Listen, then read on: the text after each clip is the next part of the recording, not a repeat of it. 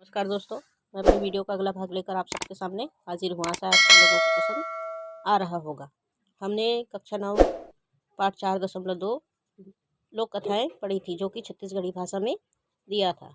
हमने 3 भागों में यह अभ्यास देखा है, किंतु उसमें का अभ्यास और प्रश्नोत्तरी रह गया है। आज के वीडियो में हम वही अभ्यास और प्रश्नोत्तरी देखने वाले हैं और जानने वाले हैं कि अभ्यास और प्रश्नोत्तरी के अंतर्गत कौन से प्रश्न हमसे पूछा गया है। आशा आप सब लोगों को पसंद आया होगा। लाइक सब्सक्राइब करने के साथ आगे ज़रूर भेज दीजिए और बेल आइकन ऑन करना ना भूलें।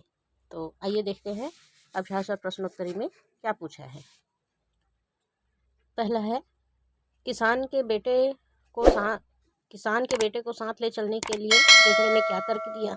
किसान के बेटे को साथ ले चलने के लिए केकड़े ने कहा कि यदि हम साथ में रहेंगे तो रास्ता थोड़ा आसान हो जाएगा। संगी संगवारी अर्थात दोनों मिलकर अगर साथ में चलते हैं तो रास्ता आसान हो जाएगा, ऐसा तर्क उन्होंने दिया। दूसरा है, केकड़ा और ठेंगा ने किसान के बेटे की रक्षा किस तरह की।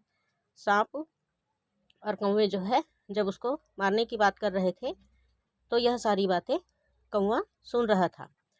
जब सांप ने उसको डस लिया तो क्या किए, वह गोरिल्ला आए और सांप के गले को पकड़ लिए, जिससे वह अधमरा हो गया और ठेंगा वहां आकर कौवे को मारने लगा और कहने लगे कि मेरे दोस्त में से जहर को बाहर निकालो।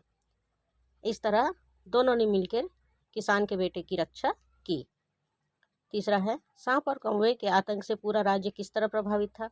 सांप और कौवा ऐसा आतंक मचा रखे थे, जो भी उस जंगल में जाते थे वह वापस लौटकर नहीं आते थे। उनको दोनों मिलकर मार देते थे, जिससे पूरा राज्य डरा हुआ था और उस जंगल में कोई भी जाने को तैयार नहीं होता था। चौथा है, किसान के बेटे ने परिश्रम के महत्व को किस तरह परिभाषित किया। किसान के बेटे जब राजकुमारी से शादी हो गई तो वह राज्य का आधा भाग उसको दे दिया गया। वह राजा के दामाद बन गए, किंतु उनको बैठे बैठे खाना शोभा नहीं दे रहा था। उनको परिश्रम करके खाना ही अच्छा लगता था, अतः वे राजा के खेतों में ही जाकर काम करने लगे। जब राजा ने उसको इस बात के लिए मना किया तो उन्होंने कहा कि यदि मैं अपने खेतों पे परिश्रम करता हूँ तो इससे प्रजा को प्रोत्साहन मिलेगा और हमारे राज्य में दिन दुगनी बढ़ोतरी होने लगेगी। उनको परिश्रम का महत्व समझ में आ जाएगा और प्रजा भी खुश रहेंगे। अगला है, हिरण और कोल्हिया ने कछुए से कुएं से पानी पीने के लिए कौन सी तरकीब सोची। हिरण और कोल्हे ने कुएं से पानी पीने के लिए तरकीब सोची कि वह एक दूसरे के पूंछ को पकड़कर उल्टा लटक कर सिर झुकाकर पानी पिएंगे। इस तरह पहले कोल्हा ने हिरण का पूंछ पकड़ा, उल्टा लटका और पानी पीने लगे और दूसरी बारी हिरण की थी।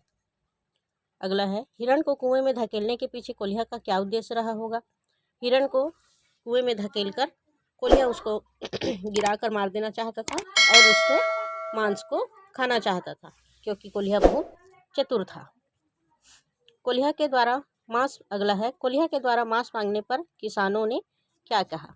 कोल्हा जब कहता है कि हिरण का मांस मुझे भी थोड़ा सा दे दो, तब किसान कहते हैं कि हमने बहुत प्रयत्न करके इसको कुएं से बाहर निकाला है और हम इसका मांस तुम्हें नहीं देंगे। इसमें कोल्हा कहता है कि मरने की जानकारी भी तो मैंने ही दी थी। तब वो कहते हैं कि वह अलग है, हमने प्रयत्न करके इसको बाहर निकाला है, इसलिए यह मांस हम तुम्हें नहीं देंगे।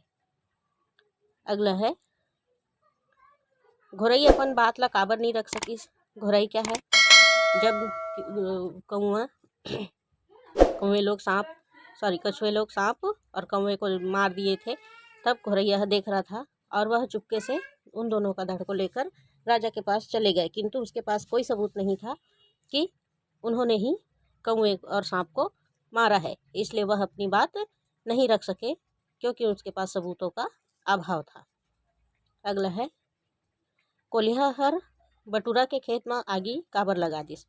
कोल्हा जब जाते और मांस मांगते तो किसान मन ओला मांस दे ले मना कर देते, ये बोलते कि हमन मेहनत करके एला कुआं से बाहर निकाले हन, तो एखर मांस हमन तोला नहीं दन। ऐसे करके जब मना कर देते तो हिरण कोलिया बटूरा के खेत में आगी लगा देते। एक आग का लकड़ी मांगकर उसको पूरे खेत में डाल देता है, तब जब किसान लोग हिरण का मांस देने से मना कर देते हैं। तो ये थे हमारे लोक कथाएँ 4.2 पार्ट 9 के अभ्यास और प्रश्नोत्तरी। आशा है आप सब लोगों को पसंद आया होगा। अगला पार्ट हम अगले वीडियो में देखेंगे। आज के लिए इतना ही। धन्यवाद। जय हिंद।